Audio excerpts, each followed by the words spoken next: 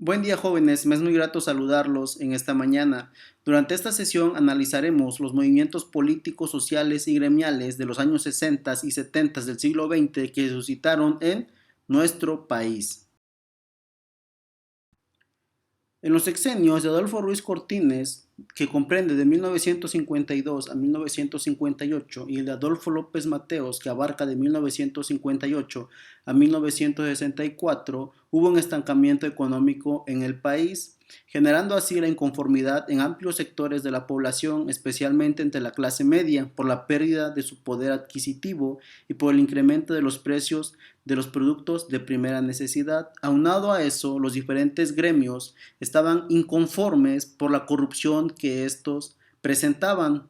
Un gremio es la corporación formada por personas que desarrollan una misma profesión, oficio o actividad. Entre esos gremios se encontraba el gremio magisterial. El maestro guerrerense Otón Salazar Ramírez y otros disidentes del CENTE fundan entre 1958 y 1959 el movimiento revolucionario del magisterio. En un primer momento, los maestros desconocen al sindicato oficial, que es el Sindicato Nacional de Trabajadores de la Educación, el cual no los ayudaba. Por ello, se agruparon de manera independiente.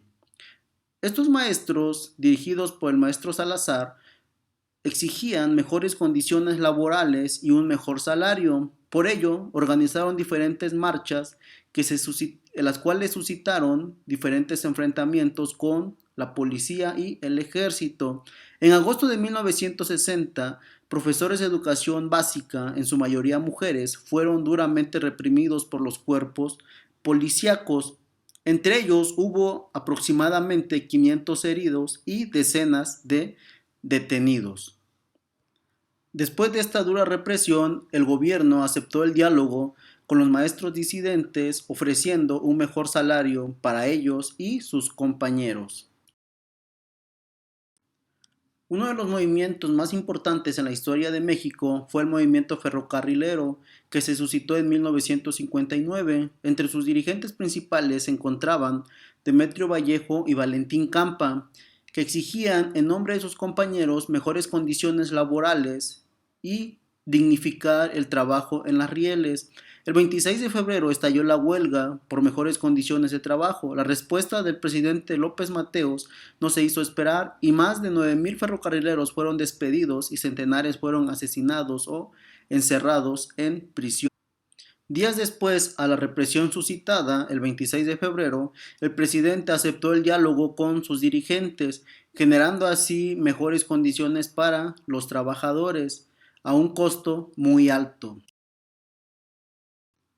El movimiento médico, que se suscitó entre 1964 a 1965, fue una de las protestas gremiales de una clase media que se sentía agotada por un proceso de encarecimiento de la vida y por las limitaciones de las expectativas sociales. En agosto de 1965, el ejército tomó los hospitales 20 de noviembre, Rubén, Leñero y Colonia, y miles de profesionistas de la salud fueron despedidos de sus trabajos. Posteriormente, el gobierno entabló diálogos con los dirigentes del movimiento médico, permitiendo la reincorporación de muchos de sus compañeros a sus labores y garantizó el aumento salarial. Sin lugar a dudas, el movimiento estudiantil de 1968 es un parteaguas en la vida política del país. El Mayo francés de 1968 tuvo gran influencia en los jóvenes mexicanos. Ambos países realizaron una serie de protestas para exigir, entre otras cuestiones, menor desigualdad social, económica, mayores libertades civiles y, en el caso de México, un cambio democrático.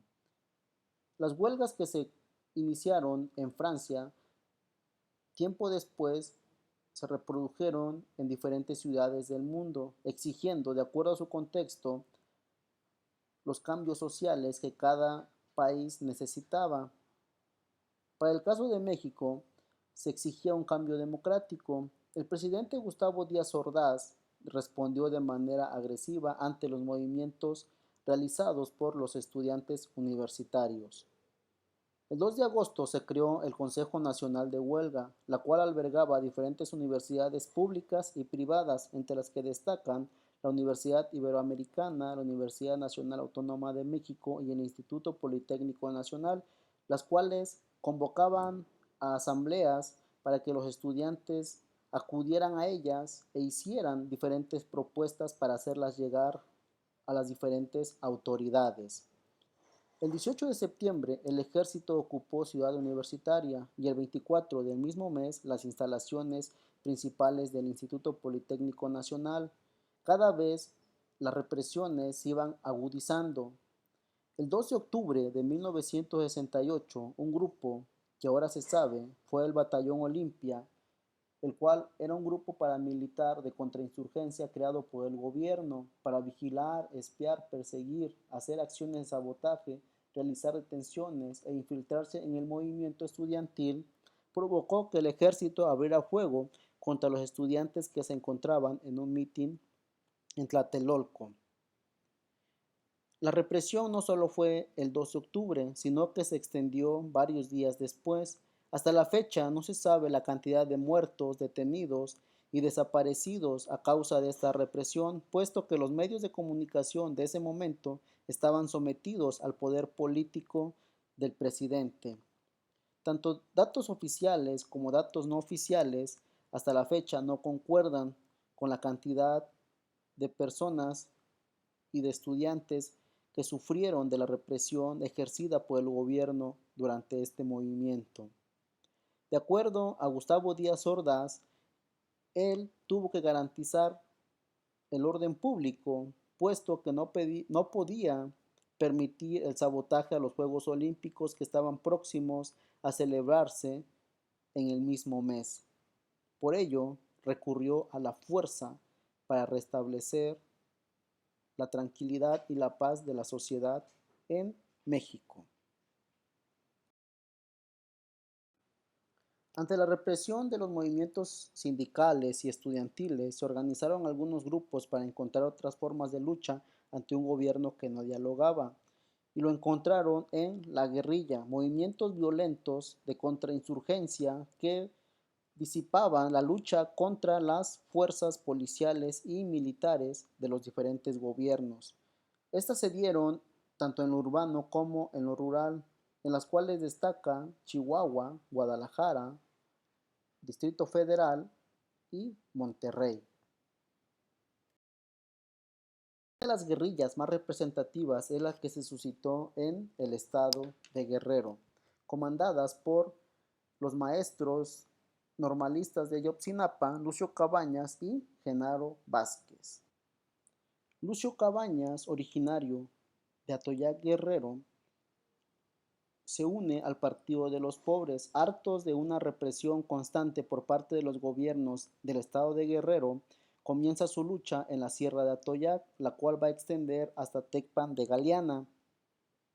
Entre las demandas que tenía Lucio Cabañas y su Partido de los Pobres estaban las siguientes: un alto a la represión por parte del gobierno a los grupos indígenas y más desprotegidos, mejores condiciones de vida, mayor participación en la vida política del Estado y un alto a las violaciones a los derechos humanos. Puesto que el gobierno no respondía a ninguna de ellas, comenzó una lucha por la vía armada para poder solicitar la atención de los diferentes niveles de gobierno, lo que generó que el Estado mexicano respondiera con más de 30,000 efectivos para apaciguar y desboronar el movimiento guerrillero de Lucio Cabañas. En 1974, de acuerdo a las versiones oficiales, Lucio Cabañas fue acorralado y de un disparo en la cabeza él se suicidó. Por el otro lado se encontraba Genaro Vázquez, el cual funda la Asociación Cívica Nacional Revolucionaria, que al igual que Lucio Cabañas mantenía ciertas similitudes en las peticiones. Después de varios años de mantenerse en la lucha guerrillera, en 1972 Genaro Vázquez fue asesinado. La guerrilla rural actuaba desde la Sierra de Guerrero, luchaba por mejores condiciones de vida para los campesinos y maestros que padecían en uno de los estados más pobres y de gobierno más problemático del país.